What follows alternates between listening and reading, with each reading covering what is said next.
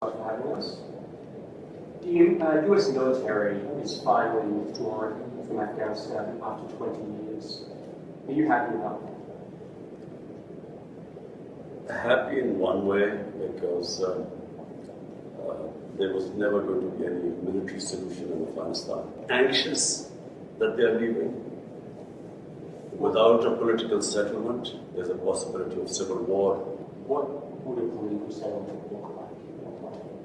A political settlement in Afghanistan would mean a sort of a coalition government, a government from the Taliban side and the other side. There is no other solution. Do you think the Americans made a mistake by saying they're getting out by September 11th? Difficult, they have got themselves in such a big mess. They had to give some sort of time frame. But at the moment they gave a time frame, Taliban would have considered that a victory. How do you feel about the prospect of the Taliban effectively controlling Afghanistan? Are you happy to welcome them into the community of nations? As far as Pakistan is concerned, whoever represents the people of Afghanistan, we will deal with them.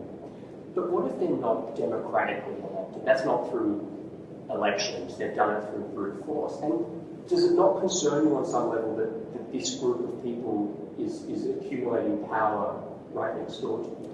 Look, I'm not a spokesman for Taliban. For me to say, what they are doing or what they shouldn't be doing is pointless right now. In case Taliban go for an all-out victory, there is going to be incredible amount of bloodshed.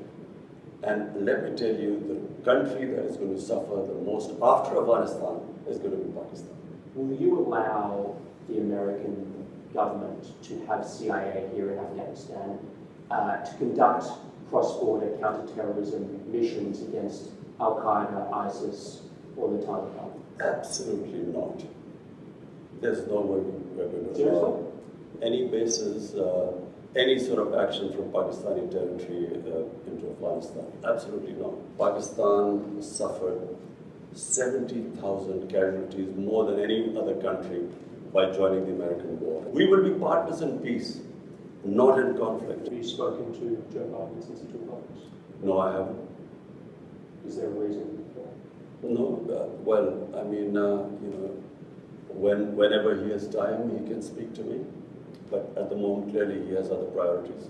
What would you say to him if you had the meeting? I would. You see, the U.S. has a big responsibility as the most powerful nation in the world.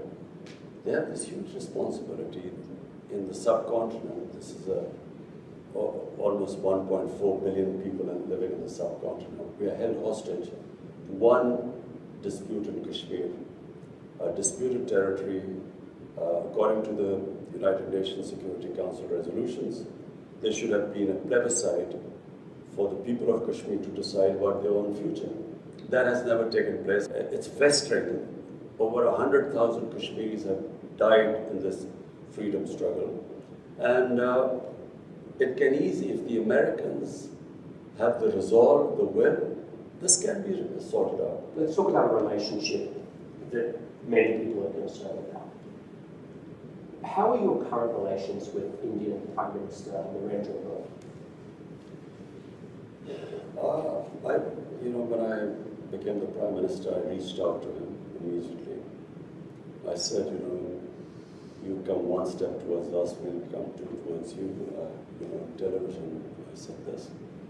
And I said that, my main concern, my main reason for coming into politics was to eradicate poverty in Pakistan, make it a welfare state. This is why I came, and secondly, rule of law.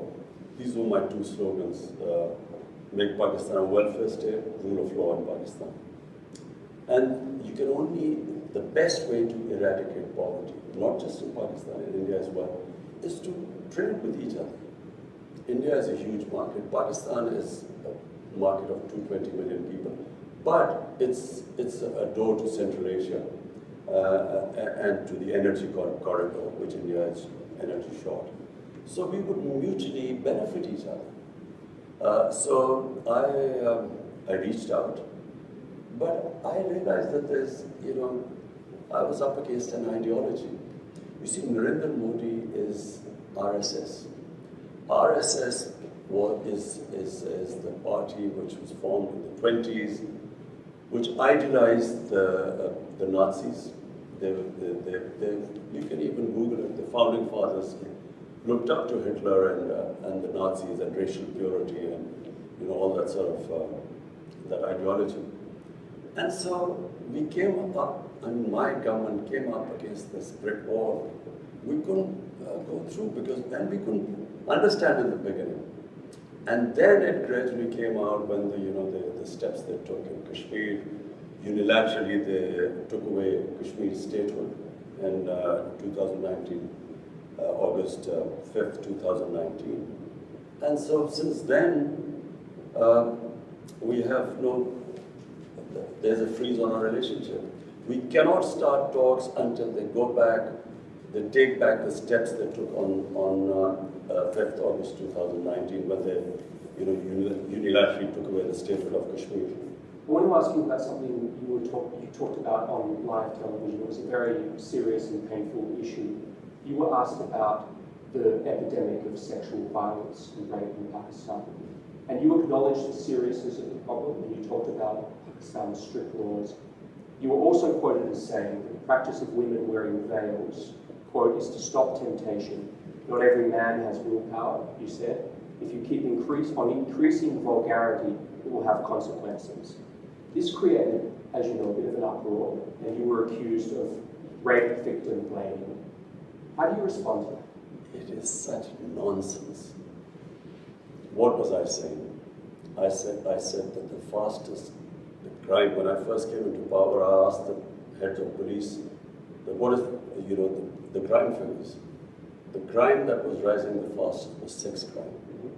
Sex crime was not just rape, it was child abuse. Child abuse was really what really shocked me. And the disturbing thing was that barely 1% got reported. The families of the victims, whether they were girls or whether they were children who were being abused, were so embarrassed that they would not report it. So therefore, what I was saying was that law enforcement can then basically only deal with less than 1%. The rest the society has to deal with. And the society through awareness. And I never said veils, this was never said. I said the concept of parda. Concept of parda is avoid temptation in the society. So, and I went further. We don't have discos here, we don't have nightclubs. You don't have any, like in Western societies, you don't have any places where boy meets girl. So it is a completely different society, way of life here. So if you raise temptation in the society to the point, and all these young guys have nowhere to go, it has consequences in the society which were reflected in the crime chart. So one, you fight sex crime through law enforcement, but because the majority, and majority means 99% of sex crimes are not reported, and this is according to the police officers. So therefore, the society, public, schools, awareness, teachers, media, everyone must join in because that's how we will sort of raise awareness against sex crimes. So the concept of, I used clearly, I know exactly what I said. I said the concept of parda. Parda is not just it's to reduce temptation in the society. So this is what I'm trying to get, is the clarity, and I'm glad that you can explain this. What are the forms of temptation that need to be curtailed to stop the rise of rape? For one, and remember, rape is less. Okay, sexual violence. What are the forms of temptation? So child abuse is much more than rape. Okay. So these were the shocking things. So, for instance, one thing we also discovered, because then we did a bit of research on mobile phones. Right. Children have mobile phones. Material available on mobile phones. Children have never been, they've never seen such material in human history. It's never happened. Children have never had this exposure before. So when I said the whole society has to fight, starting from, how do we deal with this? And by the way, we are now trying to find out how to control content on the social media. So that's one, but at the moment it's free for all. And then, television plays, they should be educating people, about the sort of things that children are exposed to. And so when you mean the society, you mean all the various ways, starting from schools, everywhere. The society must fight sex crimes. You also mentioned in that interview Bollywood and Hollywood. Do you believe that Bollywood and Hollywood films have contributed to this rise in sexual violence? Absolutely. When I can only compare when I went to England as an 18-year-old. There were adults-only films. The content on films was completely different. And then we saw it changing throughout. What was taboo maybe in early 70s was acceptable late 70s. So when on films the content gets X-rated and these become acceptable, clearly it has an effect on the society. X-rated is sort of underground. I mean, you don't really believe the Hollywood films or mainstream Hollywood or Bollywood films are causing a rise in sex. No. You see, what kind of films? Let me tell you, Hollywood, the way it works in the subcontinent, from Hollywood it goes to Bollywood, which is in India, which has completely changed again. What was the Indian film industry in the 70s and the 80s, gradually in the 90s, and what it is now, is completely changed. So the content is completely different. And it has an impact on the society. If anyone is telling me that this does not have an impact, you can just read, you can just see the divorce rates, you can see the sex crime. It has an effect both in India and Pakistan. So we then take the content from India, out of the films taken. And so basically what I was saying was that there must be an alternative. You must show an alternative, our own way of life. There is another way of life. Because modernity is not just permissiveness. It's not modernity. If we are thinking that, if you just have more and more permissive content on television or on films, this is modern. It's not modern. Again, I watch a lot of Hollywood films. I don't see anything that would inspire me to commit acts of sexual violence. But Jonathan, you live in a Western society. I know. So you've grown up there. I'm talking about the impact it has on our society. We have seen the change here. There's a massive change taking place. And every society must analyze itself.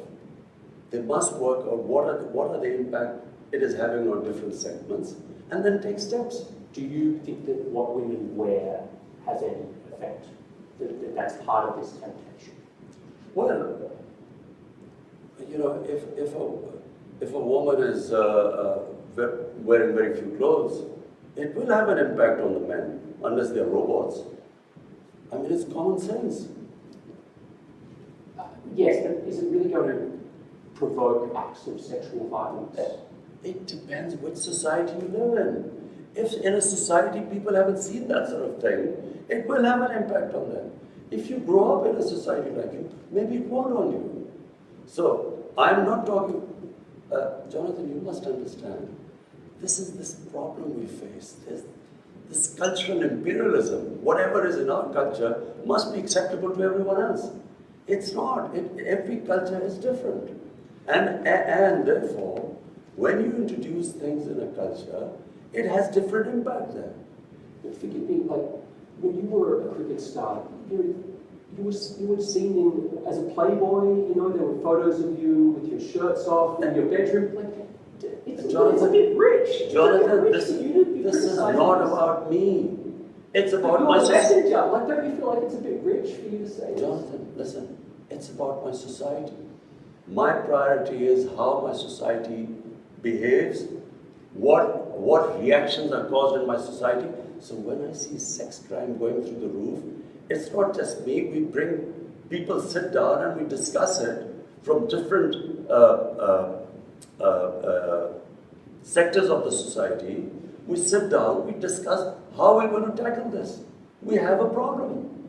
Now, are you going to tell me that I'm going to sit back and say, okay, we have this rising sex crime, but because of Australia, it doesn't have any impact, so we should do nothing about it. It is having an impact in my society. We have to do something about it. It doesn't mean what Imran Khan did 40 years or 50 years ago, so it's hypocrisy. This is absolute lunacy what you're talking about. It's absolute nonsense. We have a responsibility. I, as a Prime Minister, have a responsibility. When a sex crime takes place, when a child is abused, he's traumatized for life. We have to do something about it. One thing that is striking to me coming here is in America we have about 100 million more people than you, not so much more. 600,000 Americans have died of COVID. Your country, as I understand, something like 20,000, 25,000. You've done objectively vastly better than the United States with COVID. Why? Well, first, as someone who believes in God, we are very thankful because there's so much you can do, and then there's something which is the twilight zone, which is beyond you. So you can only try your best. So what happened? When we saw these people ending up in hospitals, COVID raging through Europe, Spain and Italy were the first two countries where you saw hospitals full. And there was a big temptation in Pakistan by all other politicians, leaders, opposition, that we should clamp down, we should total lockdown like it was happening in Italy. And so, even though I kept asking what will happen to our poor people who are daily wages, 70%, 75% of our workers are in the informal economy. Daily wages, weekly wages. So, but, and watching what was happening in Europe, there was a clampdown. We had smart lockdowns. We then had... What's a smart lockdown? So we had this control and command center where we accumulated daily all data coming from Pakistan. So we got the Pakistan Army involved, all the provinces involved. We would get daily data. We had our doctors sitting there, infectious disease specialists, and they were monitoring the whole thing. And what we did was we would have these hot spots where there was, and we would try and lock them down. But we did not lock down everyone. And that's why we saved our economy from, we would have been destroyed. We already were suffering. Pakistan already had a dire economic situation. Had we locked down, our economy would have just gone belly up. So we saved the economy, and at the same time, because you cannot lock up hungry people, our lockdowns were more effective. India, on the other hand, their Prime Minister gave a 4-hour notice and just imposed a curfew on it. So there were these people, millions of people walking on the roads, clusters, and he did not think what would happen to the poor people. You can't, 6, 7 people living in one room, how do you lock them down? And then if you do not provide them food, how long can you keep them inside? So therefore, our balanced approach actually saved us. So Pakistan actually managed to control it too. Secondly, we saved our economy and we came out of it better than other countries. Having said that, we still haven't come out of it completely because until we vaccinate everyone. What's your dream for Pakistan? I repeat, the dream is to raise people out of poverty. That's my biggest, which is why I think what China has done is brilliant, and we've studied all the steps they took for people to get out of poverty. So that's number one. There's nothing worse than poverty in a society. Everything else is secondary. And then is rule of law, and rule of law is very important because, in my opinion, the countries remain poor because they don't have rule of law. There's a very interesting report by the Secretary General, UN Secretary General's fact-type panel, and this investigated what is happening, the flight of capital from developing world every year. From these poor countries, $1 trillion moved towards Western societies and towards Western capitals and to offshore accounts. So this is and it happens because there's no rule of law, because the powerful can use the system and siphon off this money. Your predecessor did that. The two families that basically ruled Pakistan for 30 years. I mean, they've just taken billions of dollars out of Pakistan. So when this huge amount of money leaves the country, that money could be spent on human development, reducing poverty, on infrastructure, all the ways that you can create wealth. So not only do you get impoverished because that money is taken away, but then they buy dollars to take it out. So it impacts your currency. And when it impacts your currency, when your currency devalues, it raises poverty because it causes inflation. So two things. One is steps taken to reduce poverty, make Pakistan a welfare state. And secondly, to bring the powerful under the rule of law. I want to ask you about one more subject, which is climate change. Pakistan suffers from climate change in a way that I think people in America couldn't begin to understand. Like, you are in the cauldron, almost the ground zero of climate change. Help an American watching this, there's going to be a lot of Americans watching this, help them understand what the stakes are for this issue and what needs to change in your mind. Well, for Pakistan, you see, for the Americans to understand why it is critical for us that the world moves to fight climate change. 80% of all the water in our rivers come from our glaciers, which are in the mountains, Himalayas, Karakoram, the mountain ranges. And if the temperature keeps rising at the rate it is, our glaciers are melting. I was talking to the president of Tajikistan, which is on the other side of the mountains. They said that 1,000 glaciers have melted in their mountains, which bring water to their rivers. So if these glaciers are melting at a fast rate and this temperature keeps rising, then we are facing hundreds and millions of people are going to face starvation. So not just Pakistan, I mean India will face the same thing because the Ganges plain is again hundreds of millions of people and they depend on the water from the Himalayas too. So this is the big problem. But Pakistan's contribution to global warming is minuscule. Our emissions are less than 1%. 1 billion from 2013 to 18. Now we planted already another billion, and now we're going for 9 billion more. So the idea is that we should do our best to fight climate change.